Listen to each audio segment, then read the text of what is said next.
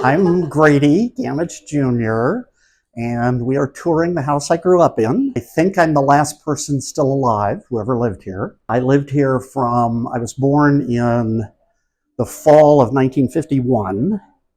My father died in December of 1959, and we lived here into 1961. And we stayed here after his death for quite a while. Nobody wanted to live here. My mom didn't know what she was going to do. And so we just kept living here for a while. So that was either the guest room or this was the guest room. So we had a woman who lived here with us named Ethel Weekly. The university always provided a live-in housekeeper, cook person for us. And rather than go to work and run the fraternities, my mom snatched her up and had her come live with us. And I called her Granny. She was like the perfect grandmother.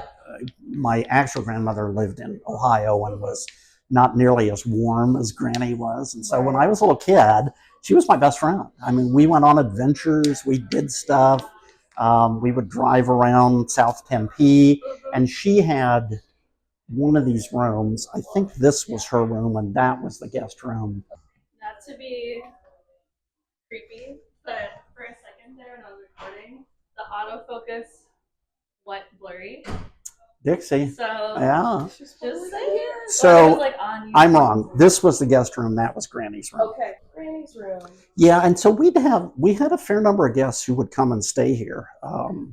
When we first moved in, I don't remember. I remember the bathroom for my parents' room, the master bedroom, was remodeled. And I don't remember if maybe there was only one bathroom. I'm sure when the house was built, there was only one bathroom. But was it this one? Yeah. But there was a bathroom off of that room. That was my parents' room. And what was this area?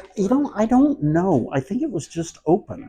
Oh, okay. I think it was just an open area with some furniture in it. Mm-hmm. Yeah, and this would have been my parents' room.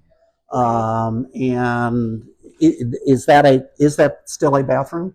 No, this is a closet now. Huh. That used to be the bathroom? I think so. No, can't have been. I don't know. Yeah. There was a bathroom that was added. Another office. Right. So these were my rooms. I had two rooms. I had a suite. Wow. Yeah, it's kind of weird. This was my playroom. Aww. This was, as you can see, this was an exterior wall. This was Yes. added after the house was built. And this was exclusively dedicated to my toys and a place to play. And then this was my bedroom. Can you answer this question?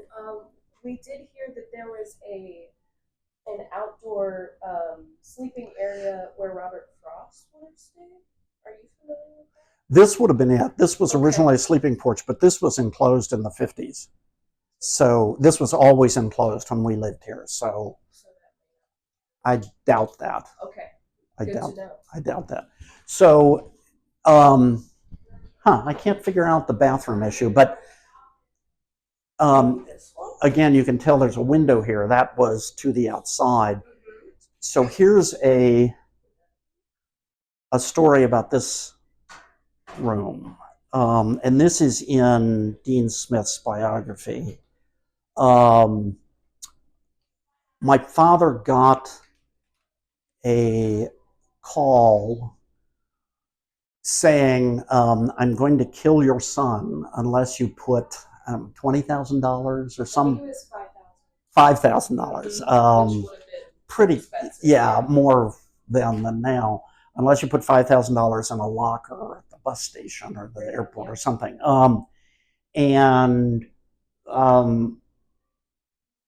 My father was freaked by this, and so they got the money. They put in the bus station. They had the police stake it out. Nobody ever showed up, but my father was sufficiently freaked out that he had the chief of the ASU police sit here in my room all night that night. Yes. And I was sleeping over here somewhere, and there was a man over here in like a rocking chair They never told me what it was about. I just knew there was a man sitting in my room all night, which completely spooked me. Yeah. I can still remember lying in bed thinking, what is this about? This is weird. I did read in your mom's biography, though, that when you did scream when you initially saw him, she came in and said he was here to fix the AC. To try and calm you. Yeah, interesting. I don't remember that, but I remember him sitting here. So, yes. Yeah. Wow.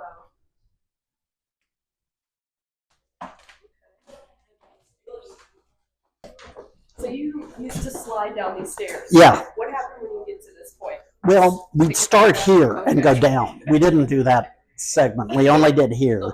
And you just got a rug and you sat on it and you slid down and yeah. Did you ever do the banister? The banister? I do not remember ever doing the banister. I don't think so.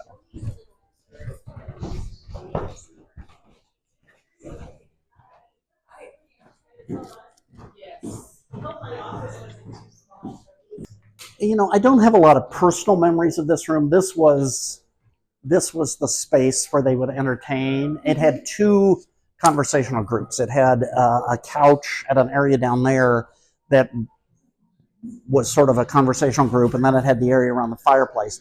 The fireplace was hugely important to my mother. Mm-hmm. After my dad died, she had somebody from the ASU grounds crew come and build a fire every single day. Somebody from the university came in and said, Mrs. Gammage, is the heat not working? Why are you having to burn it? And she said, no, the heat is fine. I just need the house to feel cheerful and alive.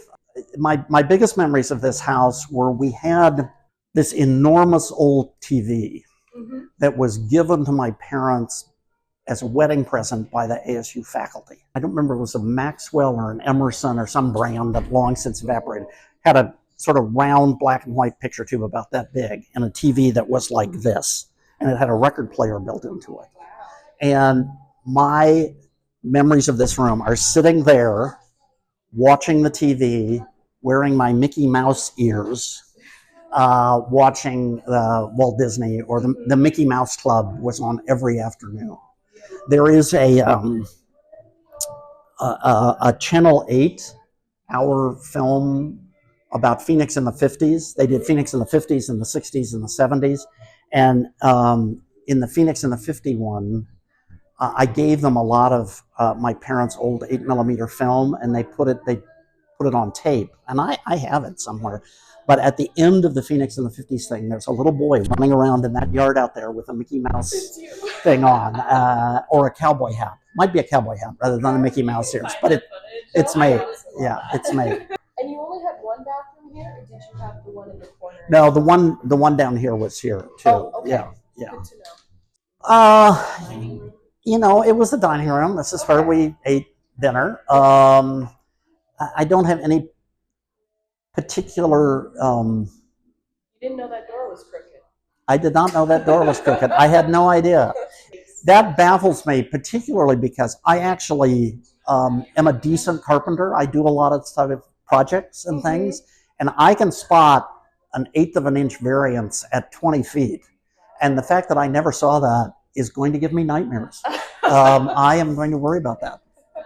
I don't know. The molding, everything matches. So, very odd. Okay. And did you guys use this closet for anything? No, I don't remember anything there. And the basement, I never went down in the basement. That scared me so much. The upstairs one, I would go in all the time and go, but this was like, nope, I've not seen going the there. Stairs going down. Yeah.